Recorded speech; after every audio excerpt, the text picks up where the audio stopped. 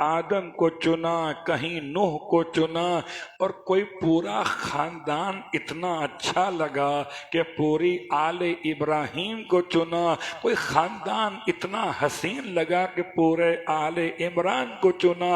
اب جہاں جہاں خدا رب العالمین ہے وہاں وہاں اصطفاء آدم و نوح کے بعد آل ابراہیم کے بعد آل عمران علی العالمین۔ صلوات پڑھے محمد و آل محمد پر۔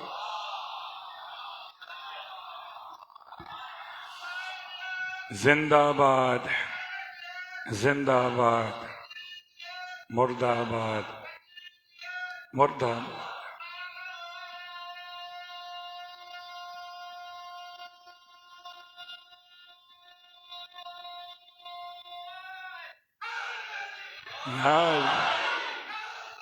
یا علی، خدا کا شکر ادا کریں میرے بھائی، اس ملک میں رہتے ہیں، خدا ہمارے وطن کو سلامت رکھے۔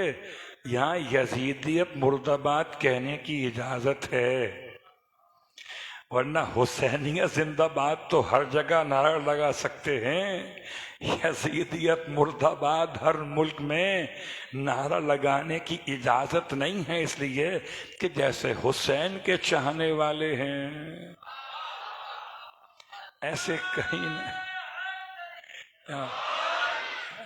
کہیں نہ کہیں تو یزید کے چاہنے والے بھی ہیں۔ تو اگر ہم خاندان رسالت کی بات کر رہے ہیں اور کوئی خاندان شرارت کی بات کر رہا ہے تو اسے یزید تو اچھا ہی لگے گا پھر۔ تو ان اللہ اصطفیٰ آدم و نوحا و آل ابراہیم و آل عمران علی العالمین۔ سورہ مبارکہ آل عمران کی اس آیت کے بعد آئیے آگے بڑھیں۔ خدا نے صرف ایک ہی آیت نہیں رکھی، سورہ الحدید میں آئیے، سورہ الحدید کی آیت نمبر 26 میں خدا کا اعلان، آیت نمبر 26، پروردگار کیا فرما رہا ہے؟ وَلَقَدْ أَرْسَلْنَا، پروردگار کہتے ہیں ہم نے بھیجا کس کو؟ ہم نے بھیجا آدم کو، نوح کو بھیجا، وَجْعَلْنَا فِي ذُرِّيَّتِهِمَا النُّبُوَّةَ وَالْكِتَابَ، اور ہم نے ان کی ذریت میں نبوت بھی رکھی اور کتاب بھی رکھی۔ گویا خدا کا مزاج یہ ہے کہ جس طرح آل کو منتخب کرتا ہے تو ذریت میں نبوت بھی رکھتا ہے اور کتاب بھی رکھتا ہے، نبوت بھی رکھتا ہے اور کتاب بھی رکھتا ہے۔ اور تیسرا مقام جہاں پر سرکار ابراہیم علیہ السلام کا سورہ ہے، خدا مجھے اور آپ کو نصیب کرے سورہ ابراہیم پڑھنا۔ سورہ ابراہیم ہے نمبر 14 کا سورہ، 14 نمبر کا سورہ، سورہ ابراہیم، آیت کا نشان 37، 37ویں نمبر کی آیت میں خدا کا اعلان کیا ہے؟ جب ابراہیم علیہ السلام فرماتے ہیں ربنا انی اسکنت من ذریتی بواد غیر ذی زرع عند بیتک المحرم ربنا لیقیموا الصلاة واجعل افئدة من الناس تہوی الیہم وارزقہم من الثمرات لعلہم یشکرون۔ خدا کہتا ہے کہ پروردگار ابراہیم کی بارگاہ میں یوں کہتے تھے کہ اے ہمارے پروردگار، ہوا کیا ہے؟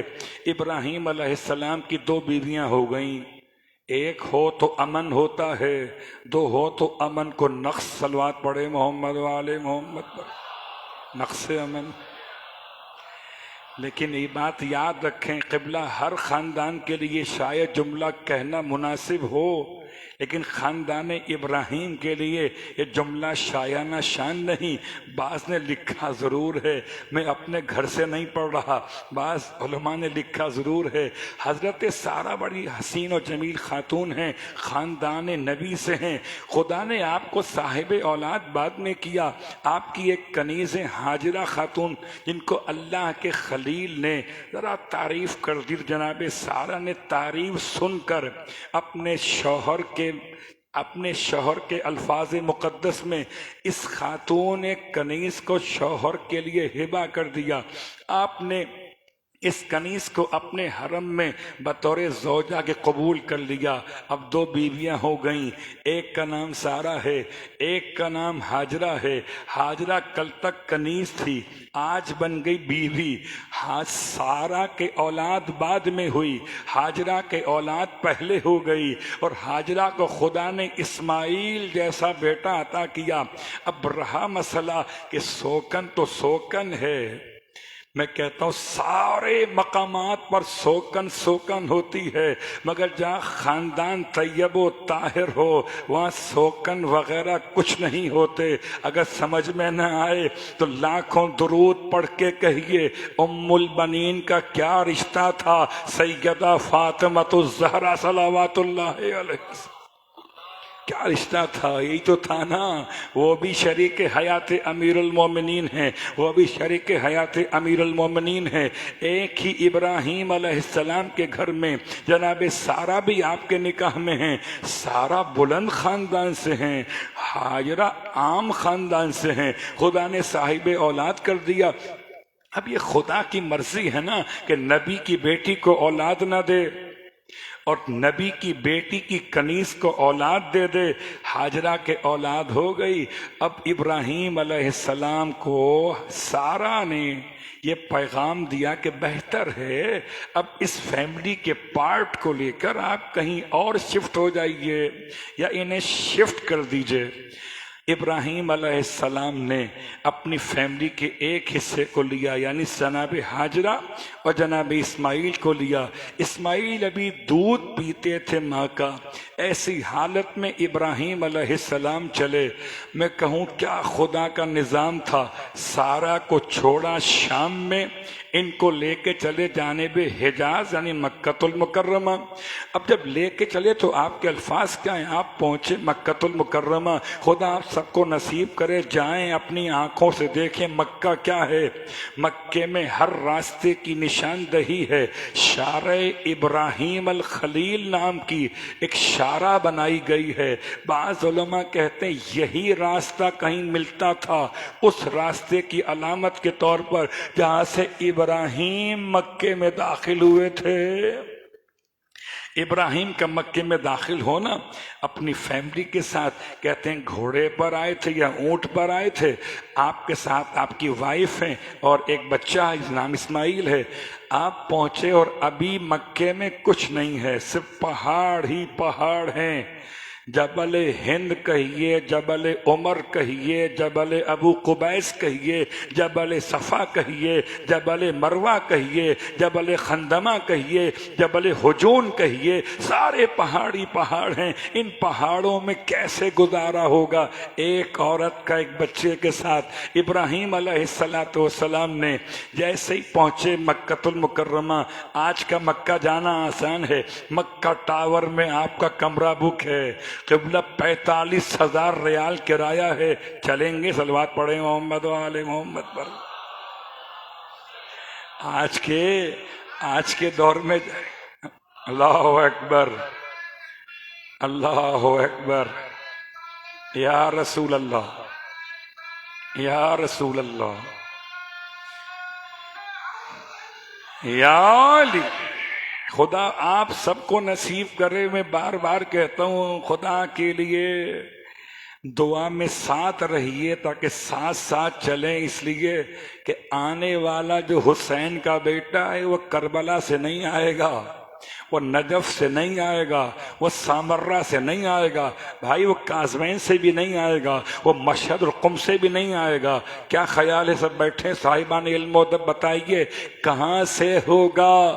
مشہود ظہور امام زمان، کون سا منظر ہوگا، کون سی فضا ہوگی یا سب سے پہلے ہمارے اور آپ کے آقا و سردار آواز بلند کریں گے، انا بقیت اللہ فی ارض، اور سرزمین مکہ المکرمہ ہی تو ہے، مسجد حرام ہی تو ہے، خانہ کعبہ کا صحن ہی تو ہے، دیوار خانہ کعبہ ہی تو ہے۔ بس سمجھ لیجئے آپ اتنے زیادہ باعث برکت اور خوش قسمت قوم ہیں کہ آپ کو پہلا امام ملا تو کعبے سے، 12واں ملے گا تو کعبے سے۔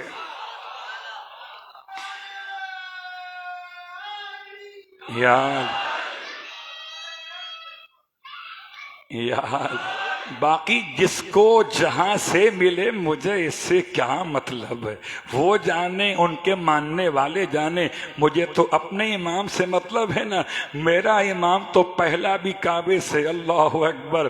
کہتے ہیں اوریجنل پر اور غیر اوریجنل پہ فرق کیا ہوتا ہے، اصلی نقلی میں فرق کیا ہوتا ہے؟ کہ دیکھو مہر لگی ہے میڈ ان جاپان، بنا کہاں پر ہے؟ کہ لیاقت آباد میں، لیاقت آباد میں بنا ہو، مہر لگا دیں میڈ ان جاپان کی، مال بک جاتا ہے۔ اسے پتا ہو کہ یہاں جاپان کسے کہتے ہیں، وہ سمجھدار ہے۔ یا پہچان رکھتا ہو کہ اوریجنل جاپان کا کیا ہوتا ہے اور پاکستان کی گلیوں میں بننے والا جاپانی کیا ہوتا ہے، تو اسے پتا چل جائے گا اصلی کیا ہے اور نقلی کیا ہے۔ خدا کا احسان ہے کہ ہمارے امام کی پہلی پہچان، امام اول بھی کعبے سے، امام آخر بھی کعبے سے۔ اب تو پہچان لو کعبہ بھی اصلی ہے اور امام بھی اصلی۔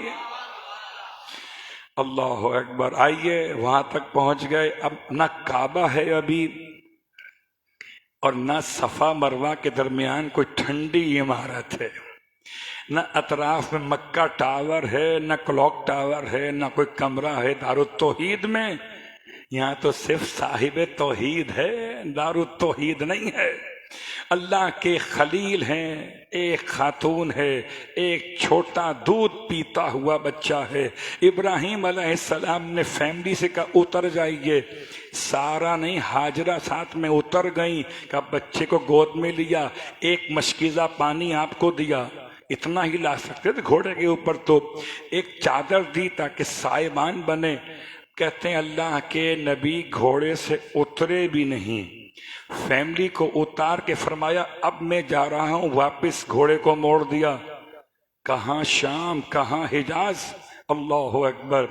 حضرت ہاجرہ پہ لاکھوں سلام، ابراہیم علیہ السلام سے عرض کرنے لگیں اللہ کے خلیل یہ تو بتائیے مجھے اس بچے کے ساتھ یہاں اکیلا چھوڑ کے جا رہے ہیں؟ ارشاد فرمایا خدا یہی چاہتا ہے۔ اللہ اکبر۔ آج کی کوئی ہماری بہن بیٹی ہو تو ہنگامہ کھڑا کر دے، کیسا خدا؟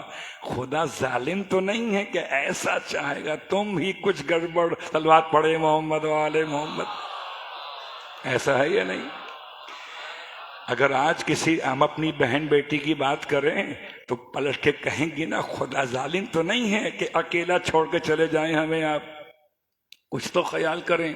لیکن سلام و حضرت ہاجرہ پر، جیسے ہی اپنے شوہر سنا، اب سارا کا مقام کیا ہے اور ہاجرہ کا مقام کیا ہے؟ سارا کا مقام یہ ہے کہ نبی کی بیٹی ہیں، نبی کی بیوی ہیں، نبی کی بہن ہیں، نبی کی ماں بنیں گی، اسحاق کی ماں، اسحاق کی اولادوں میں نبوت چلے گی، مگر ختمی مرتبت احمد مجتبی محمد مصطفیٰ اسماعیل کی اولاد میں ہوگی۔ اللہ نے حضرت ہاجرہ کو جو مقام دیا ہے، اگر میں غلط نہ کہہ جاؤں زبان سے تو سارا سے بلند ہے۔ حضرت ہاجرہ کا مقام سارا سے بلند ہے۔ کیوں بلند ہے؟ کہ ایسی اطاعت گزار ہیں۔ جب آپ نے فرمایا کہ خدا نے کہہ دیا ہے تو سر جھکایا، اگر خدا کا یہ حکم ہے تو پھر آپ جائیے، ہم جانے اور خدا جانے۔ ابراہیم جب اس منزل پر تھے تو آپ کے جملے ہیں ربنا انی اسکنتو من ذریتی بواد غیر ذی زرع، اے خدایا میں اپنی ذریت کے ایک حصے، اگر خدا کو خاندان پسند نہیں تھے تو ابراہیم ذریت کے الفاظ کیوں لا رہے تھے؟ قرآن تو بار بار کہتا ہے ذریت بھی دیکھو، آل بھی دیکھو، آل بھی دیکھو، ذریت بھی دیکھو، یہی تو خاندان کی علامت ہے۔ تو اگر ہم خاندان محمد سے محبت کرتے ہیں تو نہ ایران کی بنیاد پر، نہ یہودی سوچ کی بنیاد پر، نہ ہندوستانی بادشاہت کی بنیاد پر، ہم تو قرآن کی بنیاد پر محمد کے ساتھ ان کے خاندان کو مان رہے ہیں۔ آپ ہمیں خدا معلوم کیا کیا کہہ دیتے ہیں۔ ابراہیم تو کہہ رہے تھے انی اسکنت من ذریتی، بوادن غیر ذی زرع، ایسی وادی میں چھوڑ کے جا رہا ہوں کہ جہاں کوئی زراعت بھی نہیں ہوتی، ایک پتا تک نہیں اگتا ہے، اتنی خشک زمین ہے، پتھریلی زمین ہے۔ پھر فرماتے ہیں ربنا لیقیم الصلاۃ، اس سے پہلے عند بیتک المحرم، تیرے محترم گھر کے پاس، آخر تک مجمع بیٹھا ہوا بتائے کعبہ تو بنا نہیں ہے، تو ابراہیم علیہ السلام کس گھر کو کہہ رہے تھے عند بیتک المحرم؟ اگر کعبہ ابراہیم کے دور میں ہی بنا ہے تو ابراہیم بنانے سے پہلے بیتک المحرم کیوں کہہ رہے تھے؟ یہ جملہ بتا رہا ہے کہ گھر تو پہلے بنا تھا اور طوفان نوح میں گر گیا، اس کے بعد اس کی زمین خالی ایسی تھی، پلاٹ خانہ کعبہ کا، کہ دور سے ایسے چمکتا تھا جیسے چاندی رکھی ہوئی ہو۔ وَإِذْ بَوَّأْنَا لِإِبْرَاهِيمَ مَكَانَ الْبَيْتِ، خدا کہتا ہے ہم نے ابراہیم کو گھر کی جگہ دکھائی تھی، تو دکھائی ہے ابراہیم کو، اس لیے کہتے ہیں عند بیتک المحرم، گھر تو آباد کرنے آئے ہیں مگر گھر میں آبادی کیسے ہوگی؟ بہت غور کیجئے گا، مسجد تو بنا دی شب بھر میں ایمان کی حرارت والوں نے، لیکن نمازی کہاں سے لائیں گے؟ میں اگلا مصرع پڑھنا مناسب نہیں سمجھ رہا کہ ممبر سے پڑھوں، نمازی کہاں سے لائیں گے؟ سلام و ابراہیم پر نمازی صحابی نہیں ہیں۔ ربنا لیقیموا الصلاۃ، میں اپنی ذریت چھوڑ کے جا رہا ہوں، یہ نماز قائم کریں گے۔ صلوات پڑھے محمد و آل محمد پر۔ ربنا لیقیموا الصلاۃ، یہ نماز قائم کریں گے۔ تو ابراہیم نے بتایا کہ اگر خدا کا گھر بناتے ہو تو گھر کے آباد کرنے کے لیے لوگ بھی تو لاؤ، اور اپنی ذریت سے زیادہ کوئی اور قریب کیسے ہو سکتا ہے؟ پھر فرمایا وَاجْعَلْ أَفْئِدَةً مِّنَ النَّاسِ تَهْوِي إِلَيْهِمْ، اے خدایا انسانوں میں سے بعض کے دل ان کی طرف موڑ دے، تہوی الیہم۔ اب یہ جملہ بڑا عجیب سا ہے، ابراہیم کی ایک دعا قبول ہو گئی کہ اولاد نماز قائم کرنے والی بنے گی۔ جب سے ابراہیم نے اسماعیل کو چھوڑا ہے اس وقت سے ختمیہ مرتبت کی بعثت تک کوئی نہ کوئی نمازی رہے گا، چاہے پہاڑ پہ پڑھتا ہو یا گھر میں پڑھتا ہو۔ پہاڑ دکھا دیتا ہوں، عبد المطلب غار ہرا پہ جا کے خدا کی عبادت کیا کرتے تھے، ورنہ آیت غلط ہو جائے گی۔ ربنا لیقیموا الصلاۃ، ابراہیم کے بعد اسماعیل، اسماعیل کے بعد اولاد اسماعیل، یہاں تک کہ رسول خدا لقد من اللہ علی المؤمنین، یہ تمام کے تمام نماز گزار بھی تھے اپنے زمانے کے اعتبار سے۔ اسی لیے روایت کا جملہ مولا کائنات علی ابن ابی طالب علیہ الصلوۃ ارشاد فرماتے ہیں مولا کہ نہ تو کبھی عبد المطلب نے، نہ کبھی ابو طالب نے، نہ کبھی ہاشم نے کسی بت کے سامنے کبھی سر کو نہ جھکایا۔ اللہ اکبر۔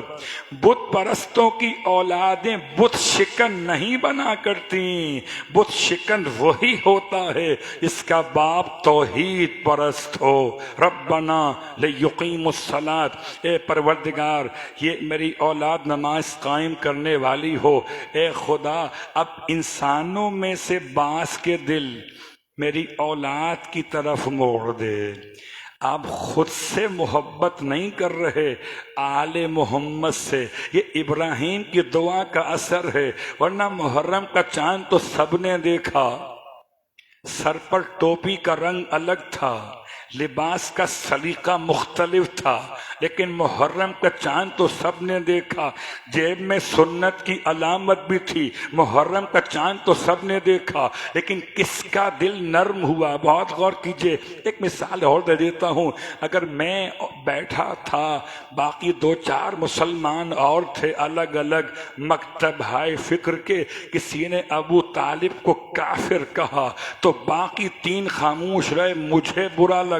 کیوں لگا؟ اس لیے کہ مجھے خدا نے ان میں قرار دیا ہے، وَاجْعَلْ أَفْئِدَةً مِّنَ النَّاسِ تَهْوِي إِلَيْهِمْ، ان کو نہیں قرار دیا، مجھے قرار دیا ہے، تو میں آل سے محبت کر رہا ہوں۔ ابراہیم کی دعا کا اثر ہو رہا ہے۔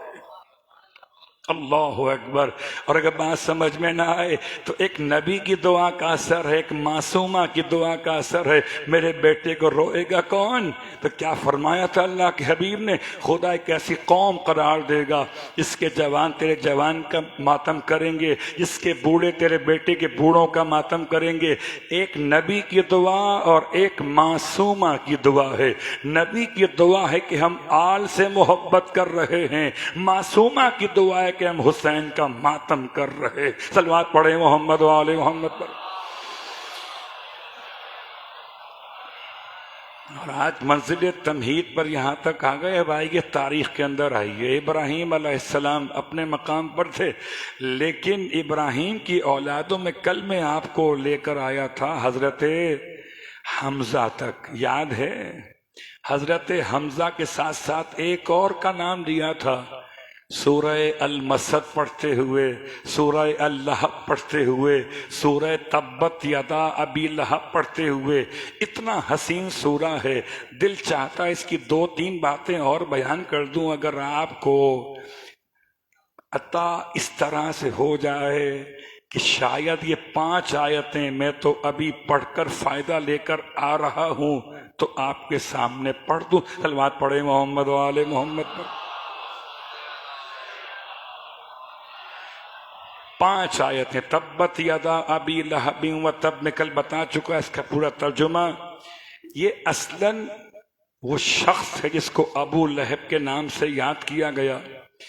کہتے ہیں اس کا نام ابو لہب نہیں ہے، عبد العزیٰ اس کا نام ہے، واللہ عالم بالصواب۔ تاریخ میں کیسے مڑوڑ تڑوڑ کے شخصیات کو پیش کیا گیا، اب خدا معلوم یہ ابو لہب کون سا والا۔ کہتے ہیں رسول کا چچا ہے، اور میں نے کل اشارہ کیا تھا رسول کا چچا ہے، پکی بات ہے۔ رسول کے چچا کی شادی کس سے ہوئی؟ میں نے کہا دادا نے شادی نہیں کی، روم کے بادشاہ کی بیٹی کا رشتہ آیا تھا، شادی نہیں کی۔ عبداللہ کے لیے کتنی خواتین کی خواہش تھی کہ ہم اس کے نکاح میں آئیں، عبداللہ نے ہر کس و ناکس کے یہاں شادی نہیں کی۔ کیوں ایسا ہے؟ آئیے اس مقام پہ پہلے آپ کو روکتا ہوں، پھر آہستہ آہستہ سورہ لہب میں داخل ہو جاؤں گا۔ دین ہے کیا؟ دین کی اسپرٹ کیا ہے؟ دین کی خاص بات کیا ہے؟ اہمیت کیا؟ 5 باتوں کے اندر ہے۔ پہلی بات ہے، دین کہتا ہے حفاظت کرو اپنے عقیدے کی، دین کہتا ہے حفاظت کرو اپنی عقل کی، دین کہتا ہے حفاظت کرو اپنی جان کی، دین کہتا ہے حفاظت کرو اپنے مال کی، دین کہتا ہے حفاظت کرو اپنی نسل کی۔ یہ 5 باتیں دین کی اسپرٹ ہیں، یاد رکھیے گا۔ اگر کوئی خدا کی توحید قبول نہ کرے تو عقیدے کی حفاظت نہ کر سکا۔ اتنے کچے مت بنیے کہ کوئی نعرہ لگائے علی اللہ اور آپ بھی نکل جائیں۔ آپ کہیے ہمارا خدا وہ ہے جسے علی سجدہ کیا کرتے تھے۔ اس سے بہتر اور جملہ کیا ہو سکتا ہے کہ ہم اس خدا کے ماننے والے نہیں ہیں جسے گلی محلے کے لوگ خدا کہتے ہیں، ہم اس خدا کو ماننے والے ہیں جسے آل محمد سجدہ کیا کرتے تھے۔ یعنی جس اللہ نے علی کو کعبے میں اتارا، اسی اللہ نے محبت علی کو ہمارے قلوب میں اتارا۔ ہم اس اللہ کو ماننے والے ہیں، یاد رکھیے۔ تو عقیدے کی حفاظت آپ کی ذمہ داری ہے۔ تمام تر عقائد کی حفاظت کے بعد آپ ذمہ داری عقل کی ہے، نہ شراب پینا اور نہ نشہ کرنا، ورنہ عقل زائل ہو جائے گی۔ عقل زائل ہو جائے گی پھر کچھ بھی ہو سکتا ہے۔ یاد رکھیے جان کی حفاظت اپنی بھی کیجئے، اوروں کی بھی کیجئے۔ اپنی حفاظت کا نام تو آپ جانتے ہی ہیں کہ جان کی حفاظت واجب ہے، دوسروں کی حفاظت بھی آپ کی ذمہ داری ہے، ورنہ قتل ہو جائے گا، خودکشی یہاں ہو جائے گی۔ بچائیے اپنی جان کو، بچائیے اپنے مال کو، اسراف نہ کیجیے، بچائیے اپنی نسل کو۔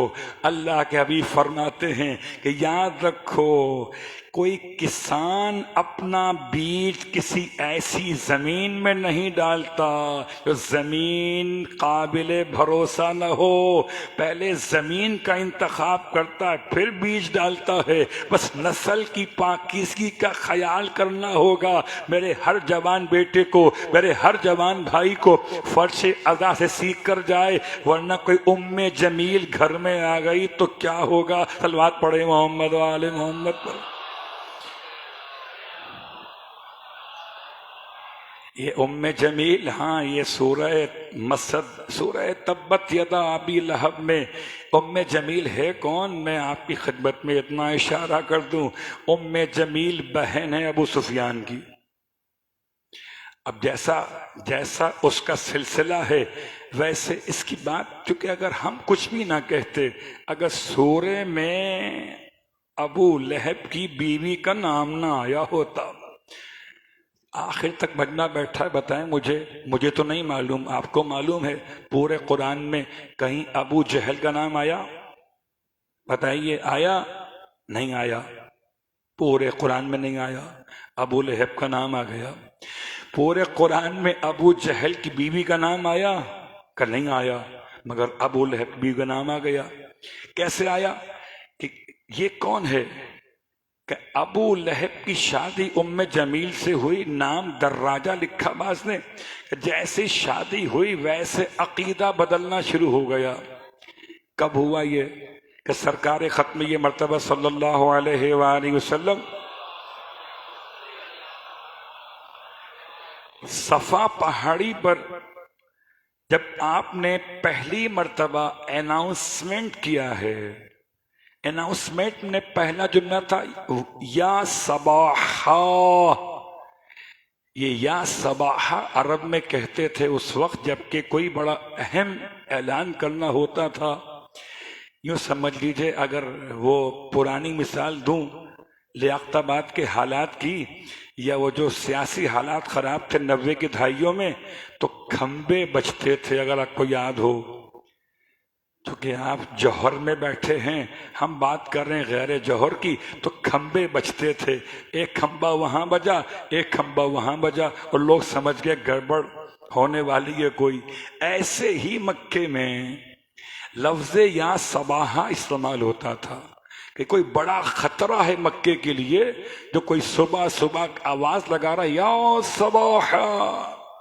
صفا پہاڑی پر اللہ کا نبی ہے، آواز لگائی، لوگ گھبرا کر اپنے اپنے گھروں سے باہر آ گئے۔ آپ نے ارشاد فرمایا جب لوگ جمع ہو گئے کہ ایھا الناس، اگر میں تم سے کہوں اس پہاڑ کے پیچھے آپ کھڑے کہاں ہیں؟ صفا کے اوپر، اشارہ کر رہے ہیں کوہ ابو قبیس کی طرف، اس پہاڑ کے پیچھے تمہارا دشمن موجود ہے جو تم پر صبح یا شام میں حملہ کر سکتا ہے، تو کیا میری بات مانو گے؟ سب نے کہا ہم نے کبھی آپ کو جھوٹ بولتے ہوئے نہیں سنا، اس لیے مانیں گے۔ تو فرمایا کہ میں تمہارے لیے ایسا پیغام لے کر آیا ہوں کہ تمہیں عذاب شدید سے نجات دلاؤں، میں نذیر بنا کے بھیجا گیا ہوں تاکہ تمہیں ڈراؤں عذاب سے۔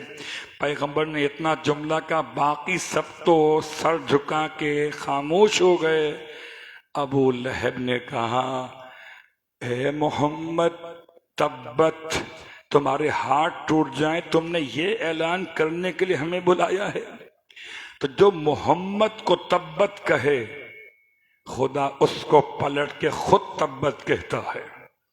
خدا اپنے حبیب کے دشمن کو چھوڑتا نہیں ہے، اس نے انہی الفاظ میں جیسے بالکل سرکار کے لیے کہا تھا نا، عاص بن وائل نے جب آپ کے شہزادے کا انتقال ہوا، یعنی قاسم کا انتقال ہوا، قاسم کو دفنا کے پیغمبر آئے مسجد حرام کی طرف، تو کسی نے کہا تھا، عاص بن وائل نے کہا، بعض کہتے ہیں کہا کہ یہ کون ہے؟ کہ ابتر آ گیا، اور ادھر رسول کو ابتر کا خدا نے کوثر نازل کر کے انا شانئک ھو الابتر کہہ دیا۔ تو خدا انہی الفاظ میں پلٹاتا ہے، یاد رکھے زمانہ۔ کسی نے پوچھا امام جعفر صادق علیہ السلام سے، پوچھا مولا سے، مولا سورہ لہب پڑھیں کہ چھوڑ دیں؟ کیا مطلب؟ کہ مولا لہب تو ابو لہب تو مر گیا نا، مر گیا ہو تو اس پہ لعنت کیسے کی جائے؟ یزید تو مر گیا، اب لعنت کیسے کریں؟ کس کام کی لعنت ہے؟ اب تبت یدا ابی لہب، اب پڑھے جاؤ، وہ تو مر چکا، اب یہ تبت ٹوٹ جائیں تیرے ہاتھ، کیا مطلب ہے اس کا؟ امام فرماتے ہیں اگر اس طرح مصداق کے ختم ہونے سے مفہوم ختم ہو جاتے تو پورا قرآن ختم ہو چکا ہوتا۔ کیا مولا پھر کیا مطلب؟ کہ یاد رکھو مفہوم باقی رہتا ہے، مصداق بدلتے رہتے ہیں۔ مولا ہم سمجھے نہیں کہ ایک ابو لہب چلا گیا، ہر دور میں آیت خود ڈھونڈ لے گی آج کا ابو لہب کون ہے۔ جیسے آج کے ابو لہب پر تبت یدا، ایسے آج کے یزید پر لعنت ہے۔ اب چاہے وہ یزید مر ہی کیوں نہ گیا ہو، آج کے دور کا جو بھی یزید ہوگا لعنت اسے خود ڈھونڈ لے گی۔ صلوات پڑھے محمد و آل محمد پر۔ اللہ اکبر یا رسول اللہ۔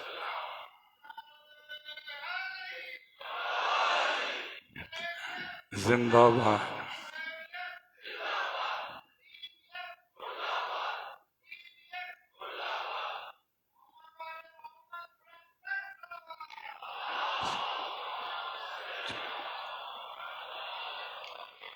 سورہ تبت یدا ابی لہب کے تین نام، ایک تبت یدا، ایک مسد، ایک لہب۔ اور ابو لہب کے حوالے سے اس سورہ کی تلاوت کا فائدہ کیا ہے؟ اس کی تلاوت کا پہلا فائدہ کتاب مجموع البیان تفسیر قرآن میں شیخ تبرسی علیہ الرحمہ نے اللہ کے رسول کی روایت کو حدیث کی عنوان میں لکھا۔ ارشاد فرماتے ہیں اللہ کے حبیب، من قرأ سورۃ المسد، جو شخص بھی سورہ مسد کی تلاوت کرے گا، رجو تو مجھے خدا سے امید ہے خدا اللہ یجمع بینہ و بین، اللہ یجمع بینہ، خدا جمع نہیں کرے گا اسے ابو لہب کے ساتھ فی دار واحد، ایک گھر کے اندر۔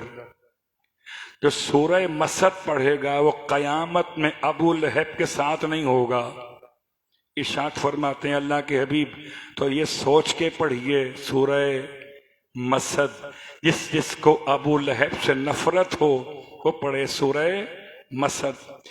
یا جملہ پلٹ دیتا ہوں، کبھی کبھی لوگ کہتے ہیں مولا حسین کے حوالے سے تو یہ جملہ کافی ہے۔ ٹھیک ہے، اگر تمہیں یزید اتنا ہی اچھا لگتا ہے تو خدا تمہیں یزید کے ساتھ محشور کرے، ہمیں حسین کے ساتھ محشور کرے، تو وہی جملہ ہے۔ سورہ مسد پڑھے گا وہ ابو لہب کے ساتھ محشور نہیں ہوگا۔ یہ پیغمبر کے جملے۔ پھر فرماتے ہیں امام جعفر صادق علیہ الصلاۃ والسلام، ارشاد فرماتے ہیں کہ اگر کوئی شخص مریض ہو پیٹ کی آنتوں کے حوالے سے، اس کے آنتوں میں پرابلم ہو، اگر وہ سورہ مسد کی تلاوت کر کے اپنے پیٹ پر دم کرے تو خدا اس کے درد میں کمی کرے گا، مرض کو دور کرے گا، شفا عطا کر دے گا۔ تو سورہ مسد پڑھیں، پیٹ کا مسئلہ حل۔ سورہ مسد پڑھیں، قیامت میں ابو لہب سے دور ہونے کا یقین۔ تیسری بات سن لیں، ابھی تو آپ یہاں بیٹھے ہوئے ہیں، یہاں بھی سو سکتے ہیں، مگر جب گھر پہ جائیے تو پھر سوئیے گا، اور سونے سے پہلے بستر پہ پڑھ لیجیے گا سورہ مسد۔ امام فرماتے ہیں جو رات کو سونے سے پہلے اپنے بستر پہ سورہ مسد پڑھ لے، خدا اس کو ساری رات اپنی حفاظت میں رکھتا ہے۔ کیوں؟ اس لیے کہ سورہ مسد میں خدا نے فیملی کو رگڑا ہے، شوہر کو اور بیوی کو۔ اور کیا جملہ استعمال کیا؟ اب آئیے، کہتے ہیں ام جمیل بڑی خوبصورت خاتون تھی۔ ام جمیل اپنے علاقے کی ایک بڑی حسین خاتون تھی جس سے شادی کی ابو لہب نے، اور یہ پیغمبر کی دشمنی میں ایسی تھی کہ حمالۃ الحطب کے دو مطلب لکھے.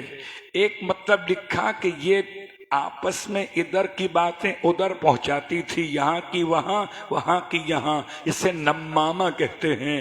بہت زیادہ یہ کام کرتی تھی. دوسرا کہتے ہیں یہ اپنے سر پر کانٹے جمع کر کر کے رکھ کے لاتی تھی کہ محمد جہاں سے گزریں گے ان کی راہوں میں کانٹے بچھاؤں گی.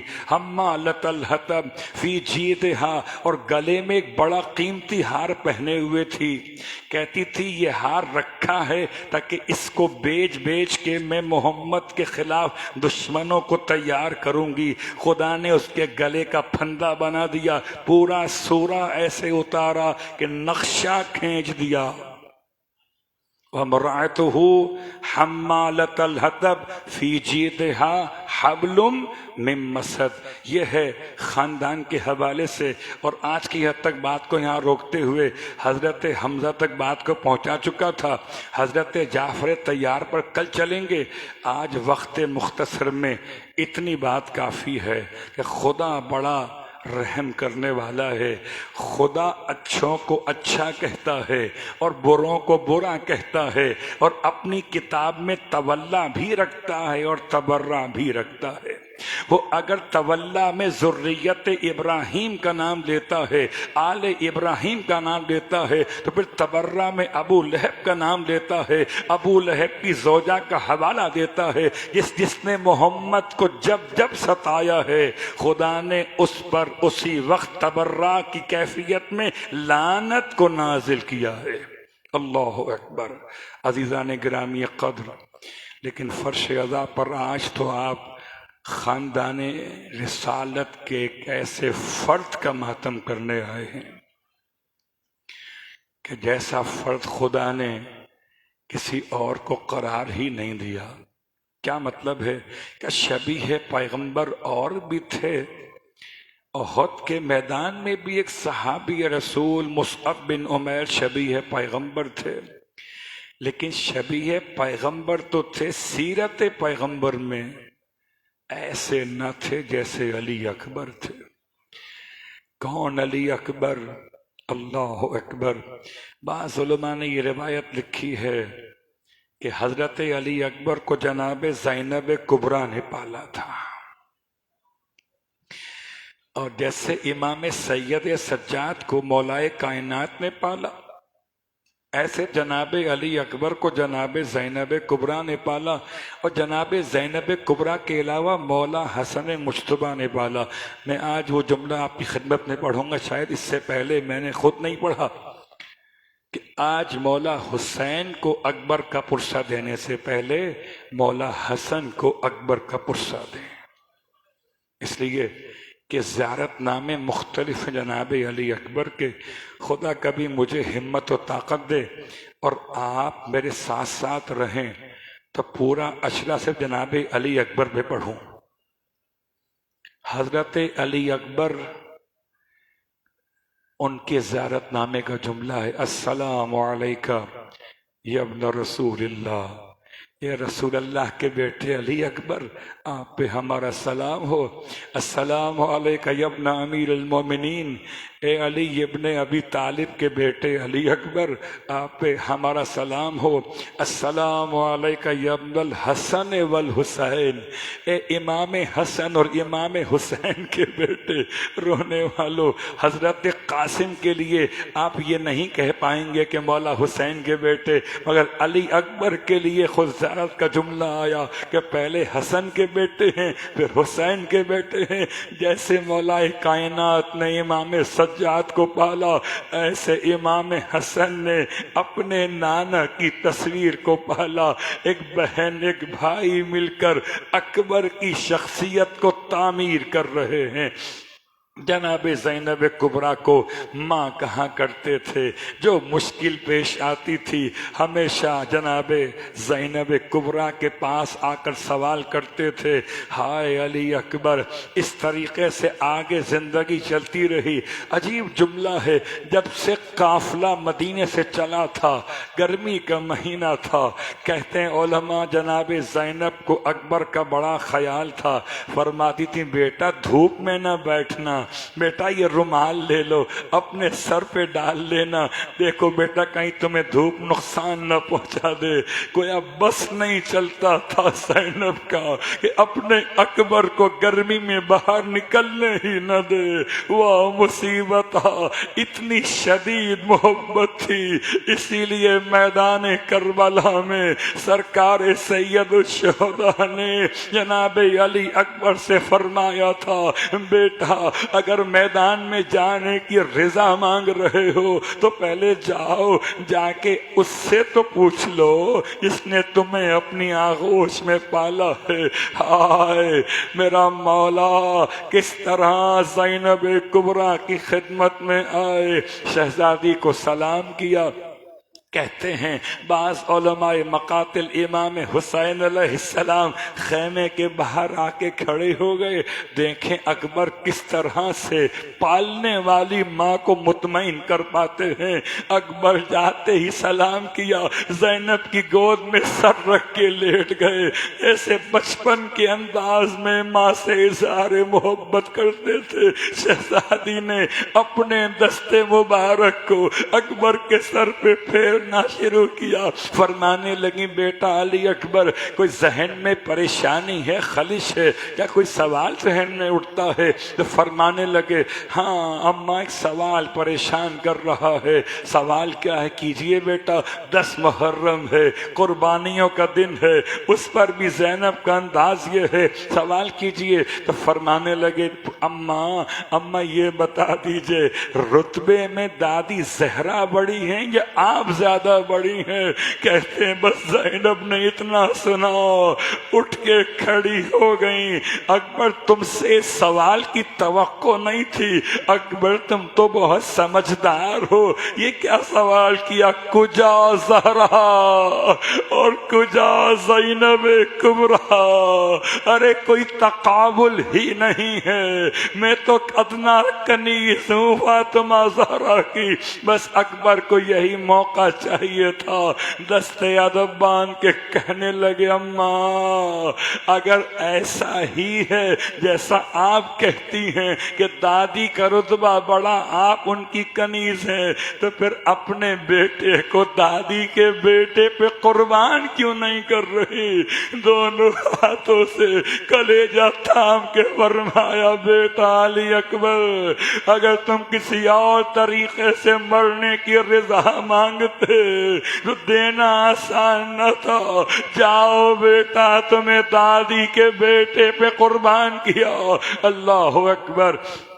اکبر خیمے میں آمادہ ہو رہے تھے، بعض روایات کے جملے کے امام نے تیار کر کے خیمے میں بھیجا تھا، اور خیمے میں جیسے ہی بیویوں کو پتہ چلا اکبر کی آخری رخصت کا وقت آ گیا، ارے بہنیں لپٹ گئیں بیویاں اکبر کے زلجنا سے۔ کہتے ہیں گھوڑے عقاب پر اکبر کو سوار کیا تھا، گھوڑے سے لپٹ کے بیویاں روتی تھی، بیٹا علی اکبر ایک مرتبہ چہرہ اور دکھا دو۔ اکبر گھوڑے سے اترنا چاہتے ہیں تاکہ سب سے ملاقات کر سکیں، ایک مرتبہ کسی کمزور اور نحیف سی آواز کو سنا، اکبر کیا ہم سے ملے بغیر چلے جاؤ گے؟ اب جو اکبر نے پلٹ کے دیکھا بیمار بھائی سید سجاد بستر سے اٹھنے کی کوشش کر رہے ہیں، اکبر دوڑ کے قدموں پہ گرے، الوداع اے برادر معظم الوداع، اکبر کی رخصت کا وقت آ گیا، اجرکم اللہ۔ رونے والوں، لکھتا ہے حمید ابن مسلم کہ عجیب کوہرام مچا ہوا تھا، کہتا ہے کہ پردہ بار بار اٹھتا تھا خیمے کا، پھر گر جاتا تھا، پھر اٹھتا تھا جیسے کوئی باہر نکلنا چاہتا ہے۔ کہتا ہے میں نے غلاموں سے پوچھا یہ مسئلہ کیا ہے، آخر نکلنے اور نکلتا کیوں نہیں باہر؟ تو کسی غلام نے کہا اکبر رخصت ہو رہے ہیں، ایک قدم آگے بڑھاتے ہیں، کبھی ماں لپٹ جاتی ہے، ہے، کبھی بہن لپٹ جاتی ہے، کبھی چھوٹی سکینہ اکبر سے لپٹ کے رونے لگتی ہے۔ بڑا مشکل تھا سب کو الوداع کہنا۔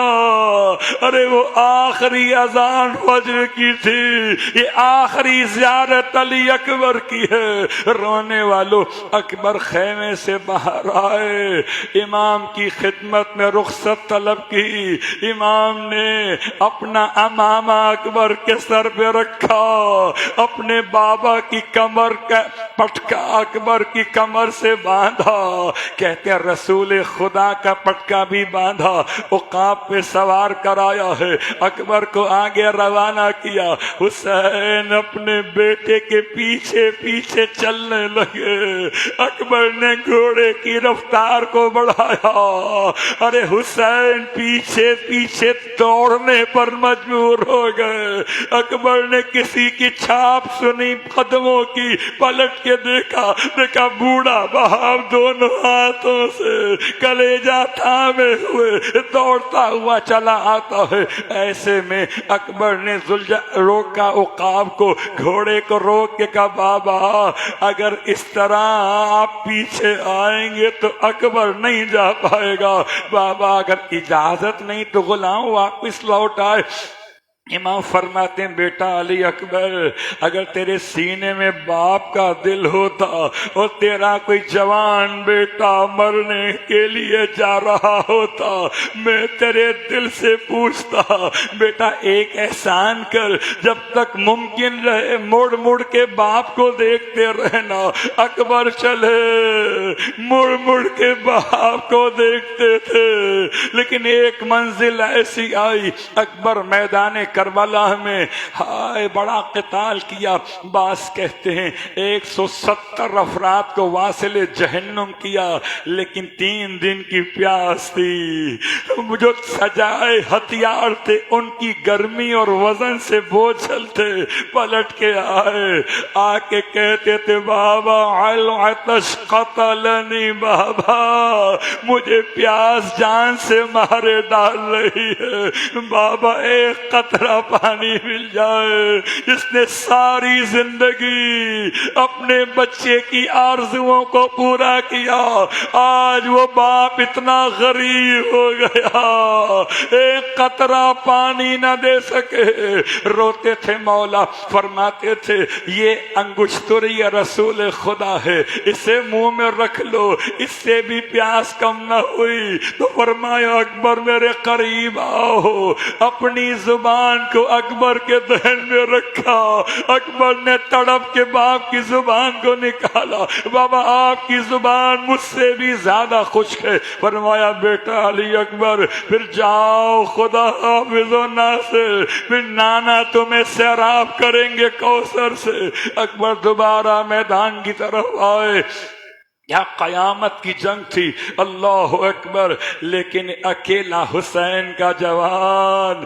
کہتے ہیں اس طرح سے ظالموں نے گھیر کے مارا، یہاں تک کہ اکبر کے گھوڑے کی آنکھ میں بھی تیر لگا، ایک آنکھ میں عقاب کے تیر لگا، دوسری آنکھ میں خون اکبر کا بہتا بہتا، کیونکہ اکبر نے دونوں اپنے ہاتھوں کو گھوڑے کے گلے میں ڈالا تھا۔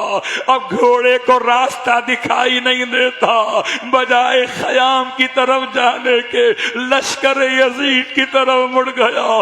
عجیب جملہ مقتل کا، جہاں سے گھوڑا گزرتا تھا تلواریں اکبر کو ماری جاتی تھی۔ ہائے حسین! اکبر ذوالجناح سے زمین پہ گرے، آواز دی بابا، اکبر کا آخری سلام۔ حسین زمین کربلا پہ گر پڑے۔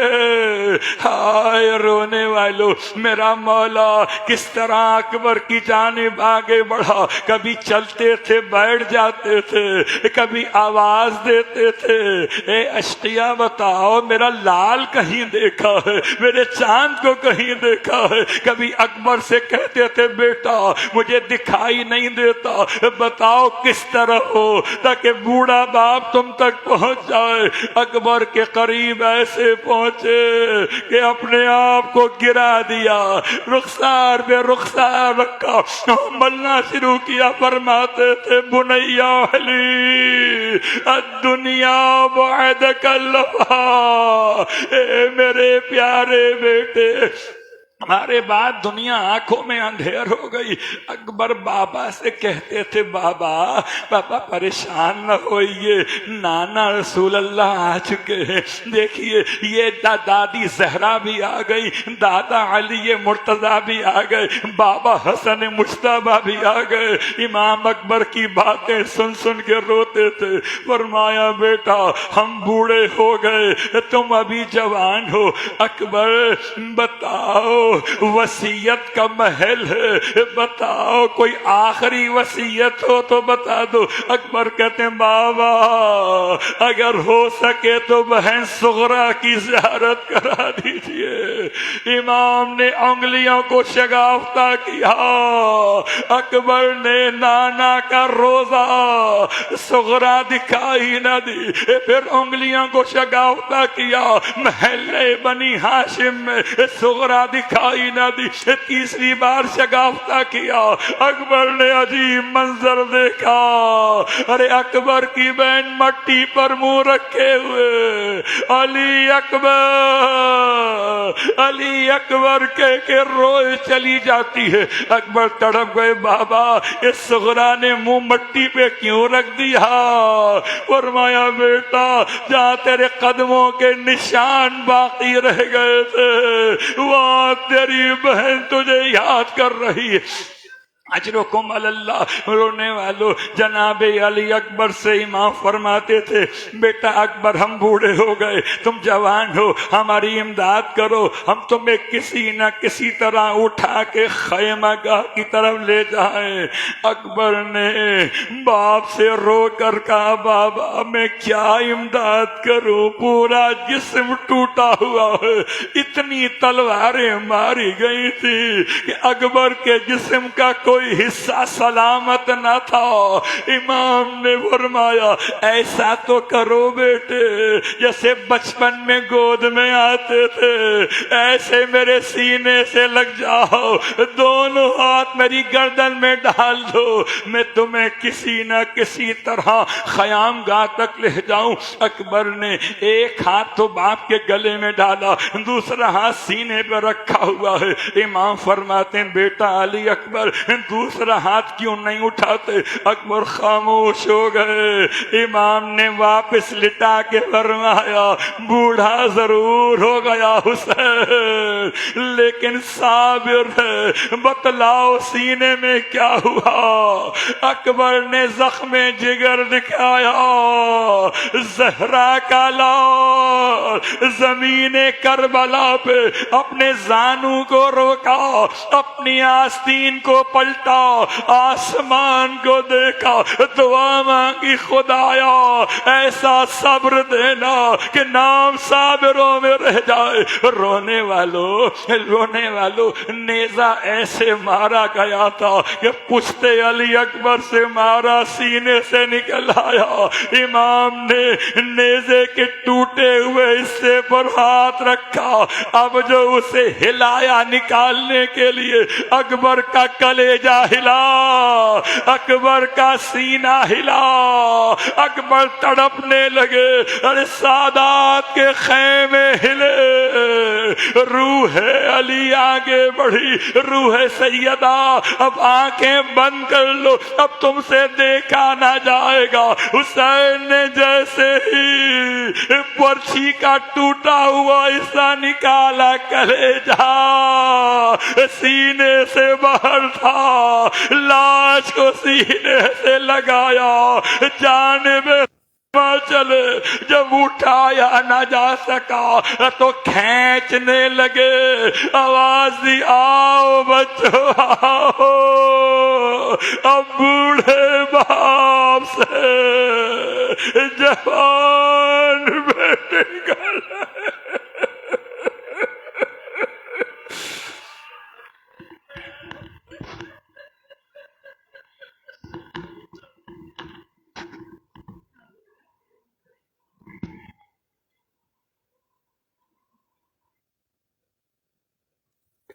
ہائے ہائے علی اکبر، ہائے ہائے علی اکبر، ہائے